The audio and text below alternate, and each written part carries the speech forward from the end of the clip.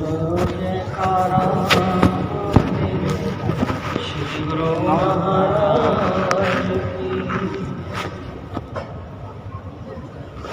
तेरे नूर से ही महका आलम जहाँ का सारा, तेरा दर्शन प्यारा, तेरा दर्शन प्यारा।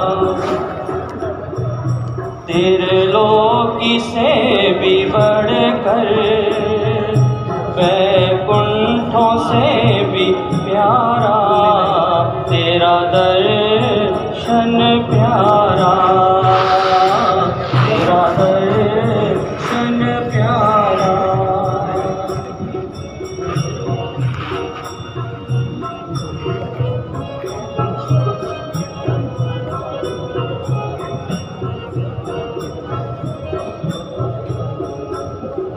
तेरे दर्शनों की प्यासी रहती है ये निगाहें, जब सामने तू हो तो भरता है दिल ये आहें। हो तेरे दर्शनों का हर पल लेता रहूं नजारा, तेरा दर्शन प्यारा, तेरा दर्शन प्यारा। तेरे नूर से ही महका आलम यहाँ का सारा, तेरा दर्शन प्यारा, तेरा दर्शन प्यारा।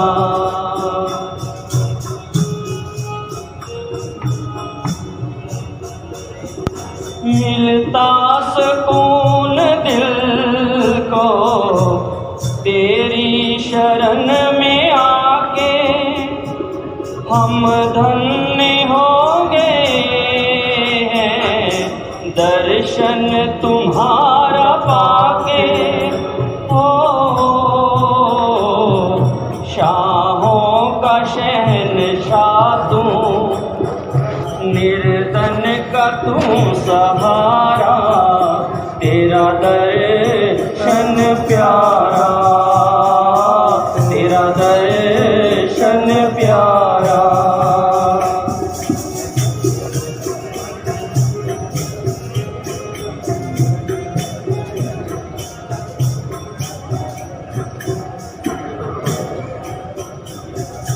तुम्हें देखता रहूं मैं यूं ही सामने बिठा के, मेरे सामने रहो तुम ऐसे ही मुस्कुराते। तुम्हें देखता रहूं मैं यूं ही सामने बिठा के, मेरे सामने रहो तुम ऐसे ही मुस्कुराते हो। ना जाने कब मिलेगा हमें ऐसा वक्त प्यारा, तेरा दर्शन प्यारा, तेरा दर्शन प्यारा।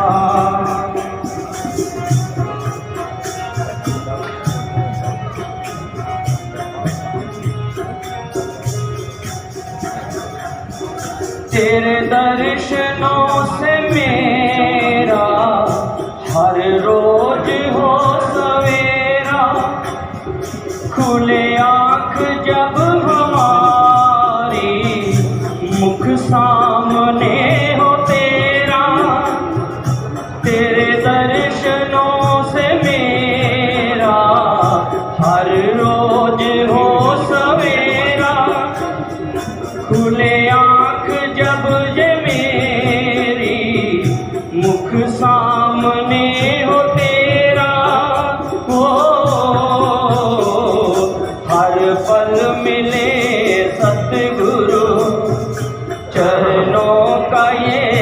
हारा, तेरा दर्शन प्यारा, तेरा दर्शन प्यारा। तेरे लोक से भी बढ़कर, वैकुंठों से भी प्यारा, तेरा दर्शन प्यारा, तेरा दर्शन प्यारा।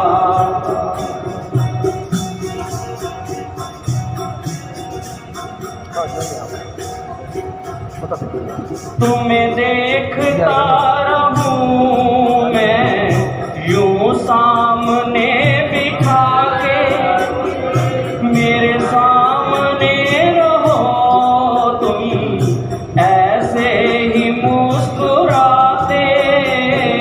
तुम्हें देखता रहूं मैं यूं सामने बिठा के, मेरे सामने रहो तुम ऐसे ही मुस्कुराते हो। ना जाने कब मिलेगा फिर ऐसा वक्त प्यारा, तेरा दर्शन प्यारा, तेरा दर्शन प्यारा, तेरा दर्शन प्यारा। बोलो जयकारा, बोल मेरे श्री महाराज।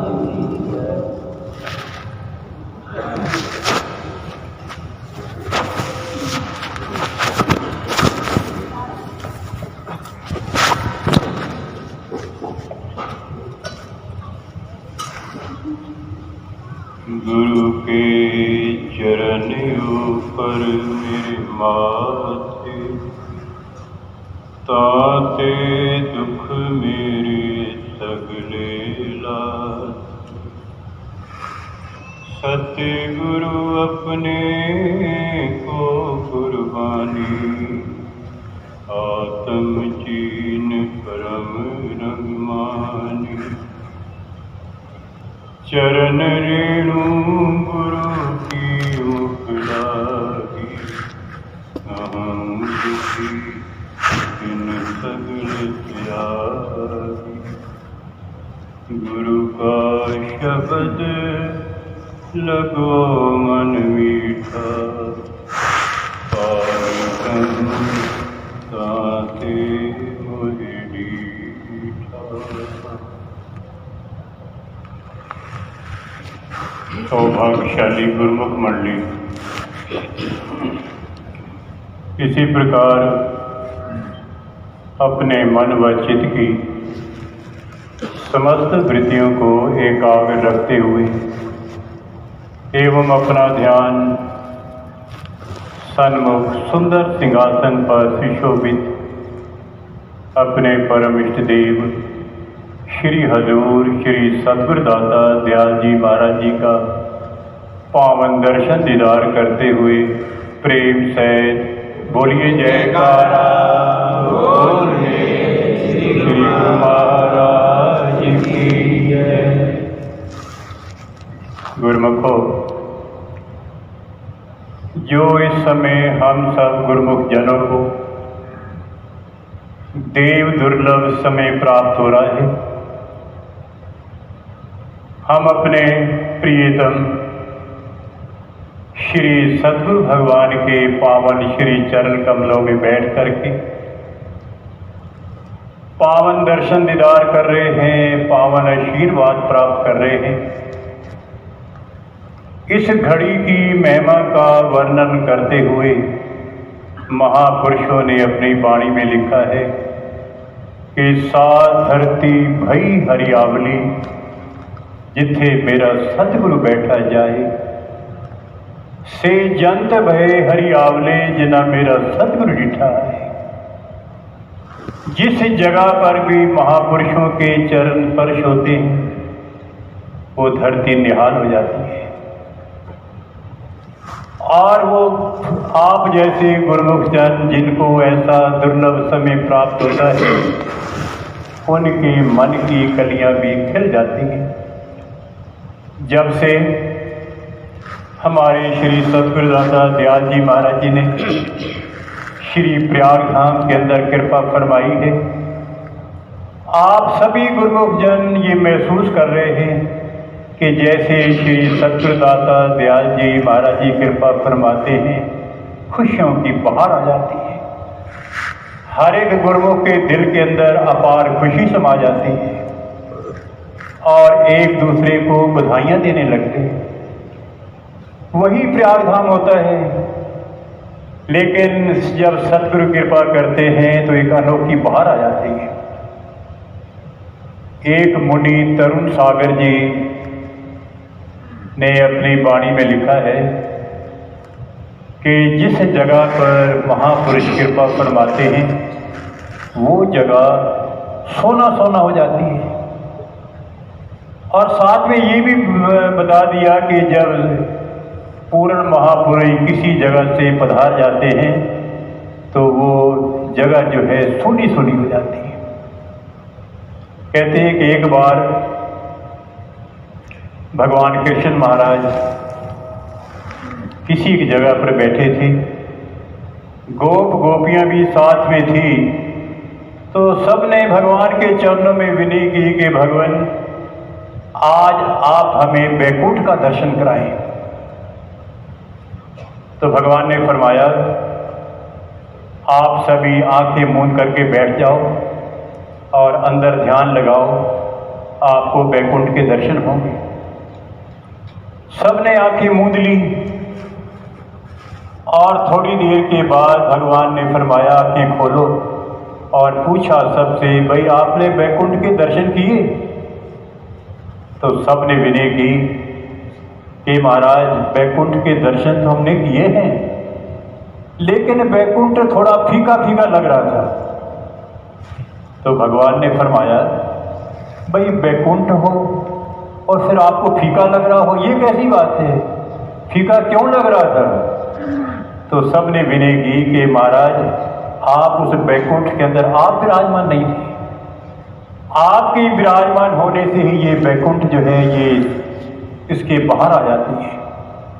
हर एक गुरुमुख यही चाहता है कि भगवान मेरे पास रहे, लेकिन वक़्त के महापुरुष जो जीवों के कल्याण के लिए संसार में अवतार धारण करते हैं, उन्हें जगह जगह पर जीवों को सुख पहुँचाने के लिए, उन्हें नाम और भक्ति के धन से मालामाल करने के लिए जगह जगह विचरण करना पड़ता है। एक बार एक भगत ने अपने सतगुरु की भगवान के चरण में विनय की कि महाराज आप जगह जगह भ्रमण करते हैं, कभी आप मेरे घर पर भी कृपा फरमाएं। तो भगत की भावना को सुन करके सतगुरु भगवान ने फरमाया, भाई ठीक है, आज से 3 दिन बाद हम आपके घर पर शुभ आएंगे। भगत प्रसन्न हो गया, खुशी की सीमा न रही कि भगवान मेरे घर आएंगे। मैं कितना भाग्यशाली होऊंगा, वो कितना भाग्यशाली दिन होगा जब मुझे भगवान के घर बैठे बिठाए दर्शन होंगे। जब 3 दिन के बीतने के पश्चात वो दिन भी आ गया जिस दिन भगवान ने फरमाया था आपके घर हम आएंगे, उठा, घर से बाहर आया, क्या देखता है, मूसलाधार वर्षा हो रही है। जैसे आजकल आप देखते हैं कि सावन के महीने के अंदर कितनी मूसलाधार वर्षा हो रही है। इतनी मूसलाधार वर्षा देख करके मन के अंदर चिंता हो गई कि भगवान कैसे आएंगे। हाथ जोड़ करके इंद्र के सामने विनय करता है, हे इंद्र देवता दया कर, कृपा कर, भगवान ने मेरे घर आना है और इतनी मूसलाधार वर्षा हो रही है। ऐ इंद्र देवता, मैं आपके चरण में विनय करता हूँ कि आप बेशक बरसात बरसाएं, लेकिन थम थम करके, थोड़ी थोड़ी करके, ताकि भगवान जो है मेरे घर आ सके। और जब भगवान मेरे घर आ जाए तो फिर इतनी बरसात बरसाना कि भगवान मेरे घर से वापस न जा सके।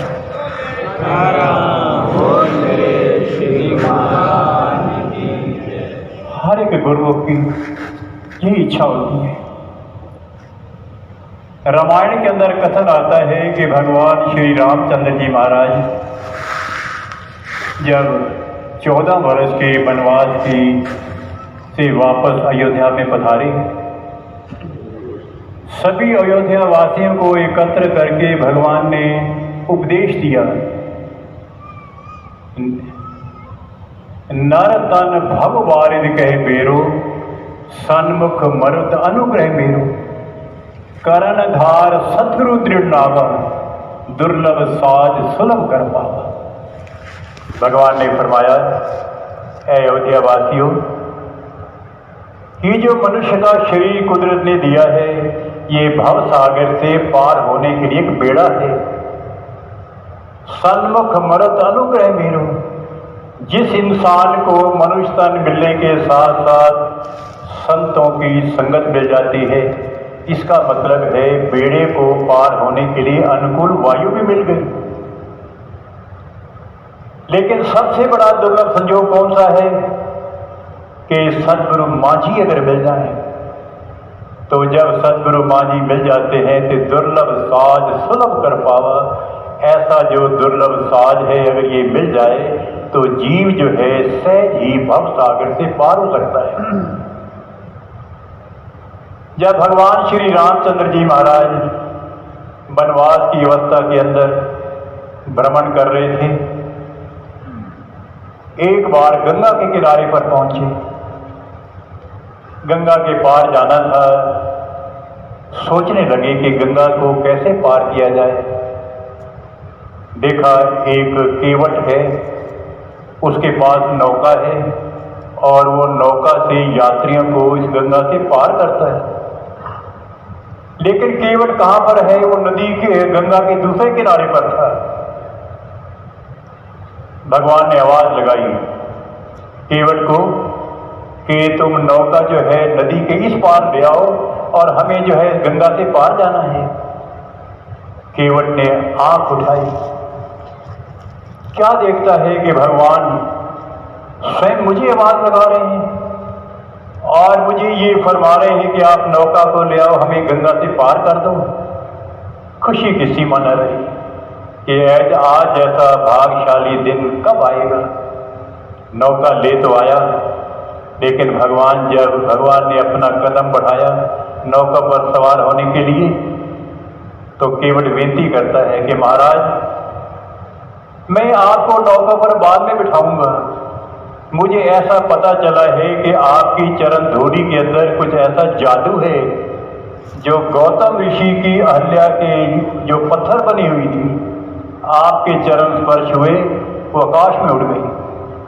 भाई मेरी नौका के ऊपर आपके चरण पड़े, कहीं मेरी नौका छू मंतर हो जाए। भगवान आपके मैं चरण धोना चाहता ताकि धूलि को मैं दूर कर सकूं। वास्तव में उसका ये ख्याल था कि आज जैसा शुभ दिन जब भगवान मेरे घर आए हैं तो मैं उनके चरण धो करके चरणामत लूं। भगवान ने अपने चरण सामने रखे। केवट, जैसे तुम्हारी इच्छा है वैसे तुम कर लो। चरण धोए और नौका को धीरे धीरे चलाने लगे। जब गंगा नदी के पार पहुंच चुके, भगवान राम, लक्ष्मण और सीता जी जब नौका से नीचे उतरे तो भगवान ने सोचा इसको कुछ न कुछ मजदूरी देनी चाहिए। तो मजदूरी क्या देनी है? सीता जी साथ में थी, वो समझ गई कि भगवान इस केवट को कुछ उजरत देना चाहते हैं, तो अपनी अंगूठी उतार करके भगवान के हवाले की कि भगवान आप ये अंगूठी केवट को दे दो उसकी मजदूरी के तौर पर। भगवान ने अंगूठी को लेकर के अपना कर कमल बढ़ाया केवट की तरफ अंगूठी देने के लिए, लेकिन केवट ने अंगूठी नहीं ली। तो वहां पर एक कवि ने लिखा है, वो विनय करता है केवट कि मजदूर कभी मजदूरों से मजदूरी लेते हैं भैया, मल्लाह कभी मल्लाहों से मल्लाही लेते हैं भैया। मैं गंगा घाट का माझी हूँ, तुम भव सागर के केवट हो। मैं दरिया के इस तट पर हूँ, तुम भव सागर के तट पर हो। विनय करता है कि हम पेशावर कभी किसी से मजदूरी नहीं लेते। मैं भी माझी हूँ, आप भी माझी हो, लेकिन फर्क इतना है कि मैं गंगा घाट का माझी हूँ और आप भव सागर के माझी हो। विनय करता है कि भगवान, मल्लाह कभी मल्लाहों से मल्लाही लेते हैं भैया। मैं गंगा घाट का माझी हूँ, तुम भव सागर के केवट हो। जब तुम्हारे घाट पे आऊँ मैं, मजदूरी वहीं चुका देना। मैंने है गंगा से पार किया, तुम मुझको पार लगा देना। भगवान, मैंने आपको गंगा से पार किया है क्योंकि माझी हूँ, यात्री को पार करता हूँ, लेकिन आप भी माझी हैं, लेकिन माझी भव सागर के माझी हैं।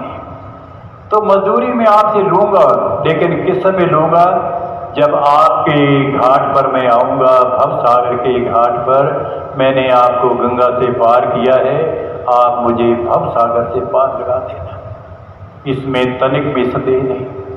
वक़्त के महापुरुष धुरधाम को छोड़ करके इस धराधाम पर अवतार धारण करते हैं, नर रूप धारण करके, और जीवों को भव सागर से पार लगाने के लिए, उनका बेड़ा पार करने के लिए। लेकिन वही पार हो सकता है जो उनका दामन भी मजबूती से पकड़ता है। वो दामन क्या है?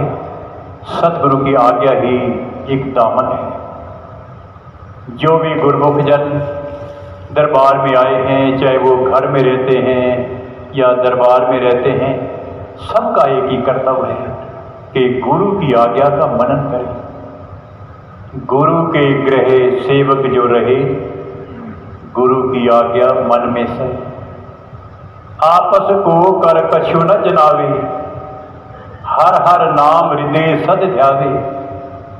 मन बेचे सतगुरु के पास, ते सेवक के कार्य रास। सेवा करत होत नेकामी, तिसको होत प्राप्त स्वामी। अपने कृपा जिस आप करे, नानक सो सेवक गुरु की मत में। सतगुरु की आज्ञा, सतगुरु की मौज, सतगुरु का आदेश केवल एक सेवक की पूंजी है। हर समय इस बात का ख्याल रखे कि मैंने सतगुरु का दामन पकड़ना है। वो दामन क्या है? सतगुरु की आज्ञा है।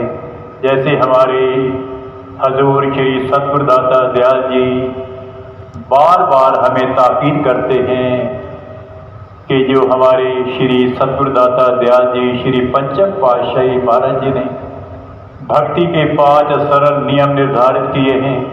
हर एक गुरुमुख का ये कर्तव्य है कि इन 5 सरल नियमों पर श्रद्धा से पालन करें। और सबसे बड़ी आवश्यक बात जो है वो ये भी श्री सतगुरुदेव महाराज जी की श्री आज्ञा है, मौज है, और बरबस मौज है कि हर एक गुरुमुख के लिए 2 घंटे भजन अभ्यास करना बहुत ही लाजमी है। अगर भजन नहीं करता तो फिर भोजन भी ना करे, इतना जरूरी है। तो जो सेवक गुरुमुख जन सतगुरु की आज्ञा का शिरोधार्य से मनन करते हैं और उस पर पालन करते हैं, उनका भी कल्याण होता है और महापुरुषों की भी प्रसन्नता होती है। बोलो जयकारा बोल मेरे श्री गुरु महाराज जी।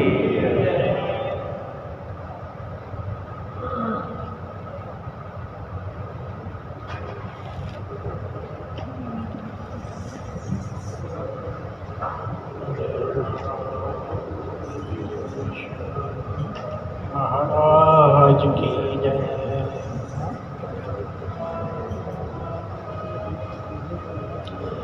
प्यासे प्यासे नैनों ने जब आए आपके दर्शन, प्यासे प्यासे नैनों ने जब आए आपके दर्शन, रोशन हो गई मन की नगरी, खिल गया दिल का गुलशन। रोशन हो गई मन की नगरी, खिल गया दिल का गुलशन, क्या देखा नैनों ने।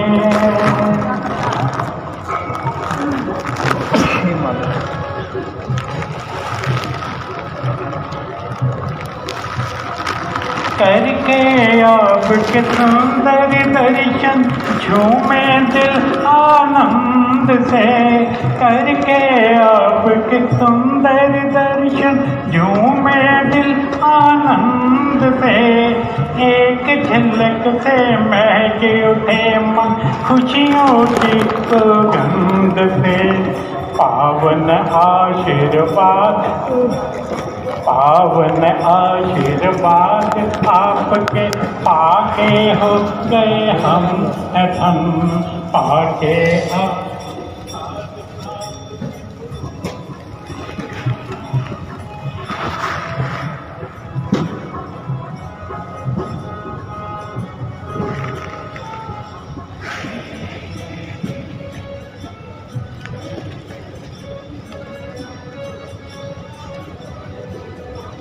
आपकी चरण शरण में गाता, सुख का सागर बहता है। आपकी चरण शरण में गाता, सुख का सागर बहता है। इस सुख को बस जाने वो जो चरण शरण में रहता है। इस सुख को बस जाने वो ही जो चरण शरण में रहता है। एक सही मिलकर बोल जयकारा बोल मेरे श्री गुरु महाराज की। सौभाग्यशाली गुरुमुखों, इसी तरह दर्शन दीदार करते हुए जो गुरुमुख नए आए हैं, श्री चरण कमलों में मत्था टेकना है, वे सामने की लाइनों से आकर श्री चरण कमलों में मत्था टेक सकते हैं। बोल जयकारा बोल मेरी श्री गुरु महाराज की। वडभागी जीवों को मिलकर आपके पावन चरण, वडभागी जीवों को मिलकर आपकी पावन चरण चरण। रोशन हो गई मन की नगरी, खिल गया दिल का गुलशन। आते प्यासे नैनों ने जब पाए आपके दर्शन, रोशन हो गई मन की नगरी, खिल गया दिल का गुलशन। बोलो जयकारा बोल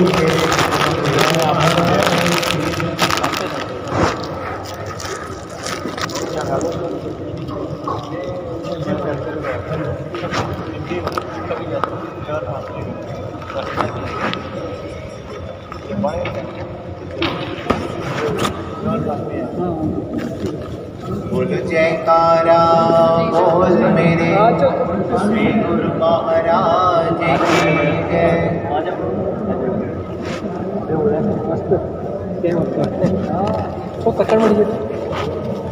मेरे सतगुरु जी महाराज, युगो युग जय हो तेरी। मेरे सतगुरु जी महाराज, युगो युग जय हो तेरी। तुम